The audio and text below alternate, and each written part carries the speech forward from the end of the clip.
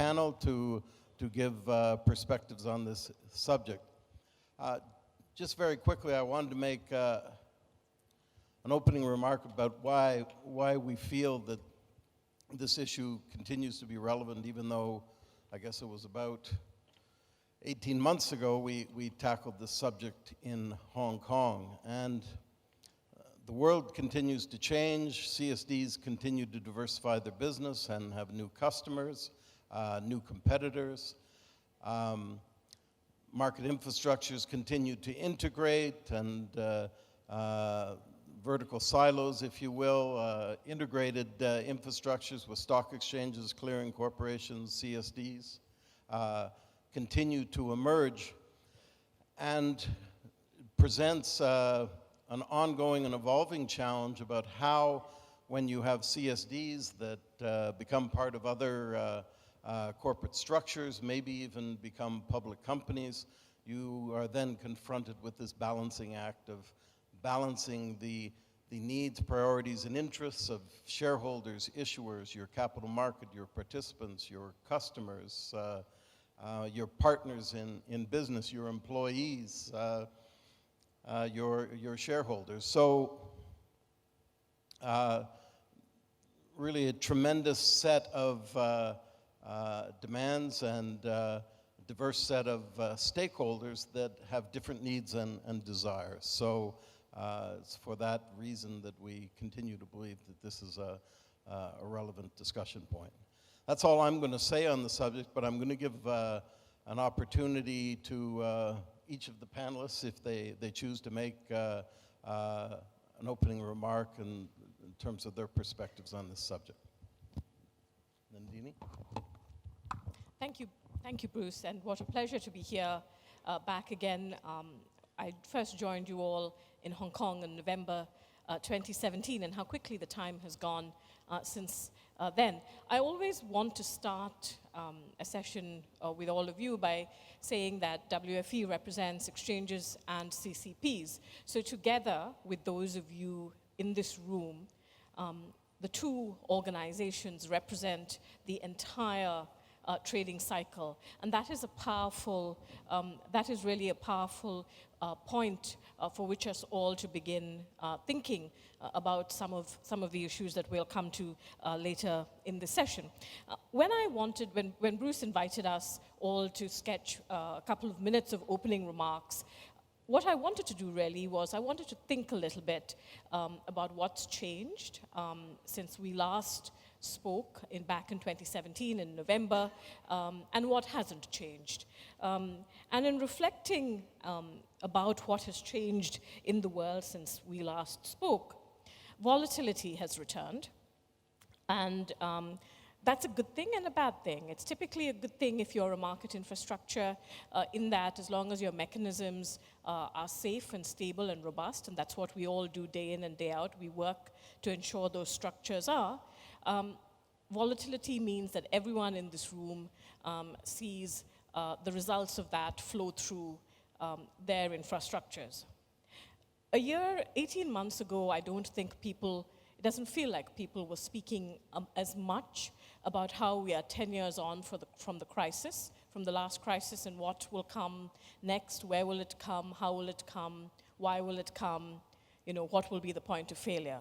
So that's something else I think that we're all thinking about collectively together, even if none of us, I think, particularly know the answers. And finally, about 2 hours ago, we published our 2018 volumes for derivatives. And what I wanted to say again was, for the first time since we've ever published that report, which was in 2005, the volume of traded derivatives reached 30.1 billion. So that's a powerful number. A quick run through what hasn't changed. In some ways, that's easier. What hasn't changed, we have all collectively, both as an industry and as stakeholders to each other, focused on fintech, focused on new technology and how it can enable our business. We've had a lot of discussion already today, earlier in the room. We've thought a lot more, I think, now around the crypto space, and we're seeing new market structures beginning to arise. Tom Zeeb was chairing the previous session, and I see DTCC in the room, ASX is in the room. So I think that that will be a really incredibly interesting space for all of us to work together collectively. Also, what hasn't changed is the ongoing concerns that all of us have around some of the capital requirements and the constraints and the squeeze on capital that's flowing out of Basel III and in the future Basel IV. That obviously is different for a CCP, for an exchange, and for a CSD, but we all remain collectively concerned and preoccupied with the issues arising out of that. We all care very much, and even more so, about cyber. Cyber resilience remains at the top of the agenda. And finally, we care about market fragmentation. And I had a tough time allocating this into the if this is something that has changed or if something hasn't changed. And I think on balance, we are more urgent in thinking about market fragmentation, regulatory dissonance or coherence, as we like to call it at the WFE. This is not only because of the G20, the Japanese G20 purpose behind looking at some of the issues arising from market fragmentation with fragmented regulatory jurisdictions, but also perhaps a little bit more of a testament of where we are. Geopolitics has played out more and more over the last 18 months. We are, I think, less clear maybe than we were in November 2017. So with that, in many cases, and I would even say potentially the majority of cases, this kind of vertical integration is being led by stock exchanges. Can you share with us a perspective from the exchange point of view? It's actually a really interesting question. The industry I represent, the exchanges and the CCPs, have lived this question actually for quite a long time. And within the WFE membership, we have members that are standalone. So for example, within the CCP, we represent standalone CCPs such as DTCC and the OCC. And then of course, we also represent groups that integrate, that control the CCP, or where it's housed within the exchange grouping itself. And one of the things that we have come to the conclusion on, we don't have a view on what is the appropriate structure for governance of an exchange or a CCP. We do not have a view saying that vertical is good or bad, or that horizontal is good or bad. What we really think about, and what we all, I believe, think about, is what structure allows for the market infrastructure to be most effective in its role. And I think that's really the point, right? So you have there's a lot of debate. Some of it is self-interested, some of it is not. And I think that if you are a market infrastructure that owns the vertical pieces, be that all of them or some of them, you do have to demonstrate to your stakeholders, to your customers, and to your members, sometimes they're the same, sometimes they're not, on an ongoing basis, that you have their trust and that you deserve their trust. I just wanted to say one thing, though, in terms of the incentive structure. I think in the market infrastructure world, your incentive is to keep your reputation for market integrity and for purity absolutely top notch. So there is an alignment of incentive between doing the right thing and ownership. So I think a lot of the debate about vertical versus horizontal sometimes just gets a little lost for no necessary reason. What we all need to care about is, are we having structures? Do we operate structures that are performing as they should be performing? And are we aligning the incentive structures right? And I would say to you that as long as everyone feels able to answer both those questions with a yes, then I think we're okay. I guess that is in fact the magic question. Can they answer with a yes? I think we should all be trying to answer with a yes, and I would say that pretty much, I think that yes is the right answer. It is the answer we all want, and for most people, the answer isn't a difficult one. Yeah. Absolutely, and it's I think a challenge that infrastructures face every day in the management of the yes, business. And somehow there seems to be this debate that suggests, well, oh my gosh, this is a conflict of interest. We all manage multiple conflicts of interest every day in the course of our daily lives, in the course of, of the daily, in the work that we do.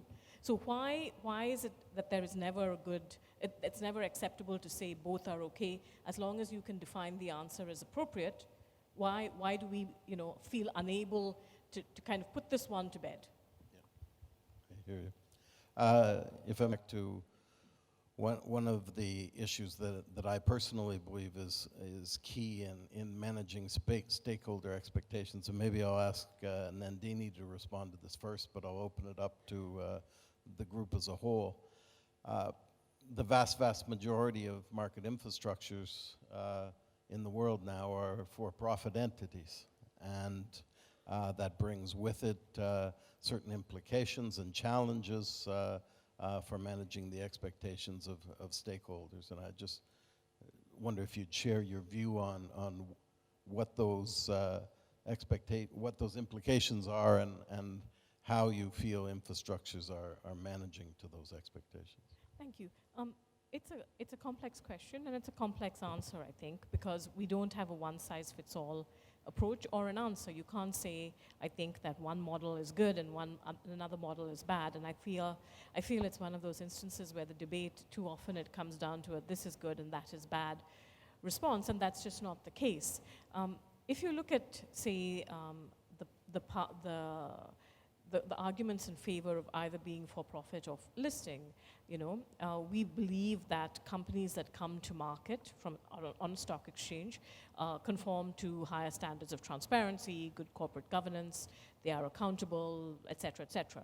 So when we, as an industry, and I'm talking about exchanges specifically because exchanges are the ones that are typically listed on their own markets or not, are often asked this question.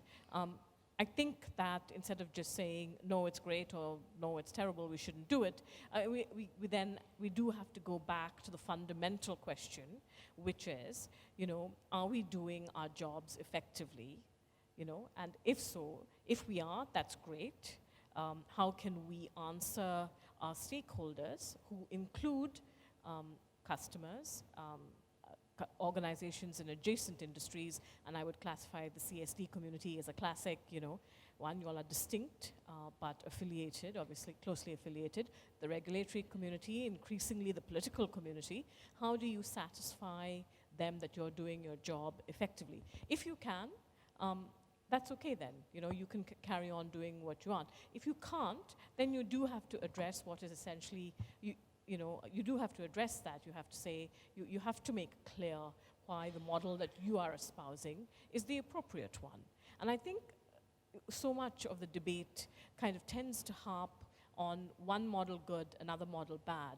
And I think if the CSDs could maybe seek to learn one lesson that the exchange community has lived, it is not to get down, not to pull yourselves down the rabbit hole of endorsing one particular model. It's to go back and understand and answer the question, and the question is, what is the purpose? What is the purpose of your industry? What is the purpose of your organization? And two, are you doing it effectively? You mean we've got the questions now? Yeah. We got 65 responses to the first question. That was, the expectations of our organization stakeholders has changed in a material way over the past 2 years. So we have 60%, almost 2/3 saying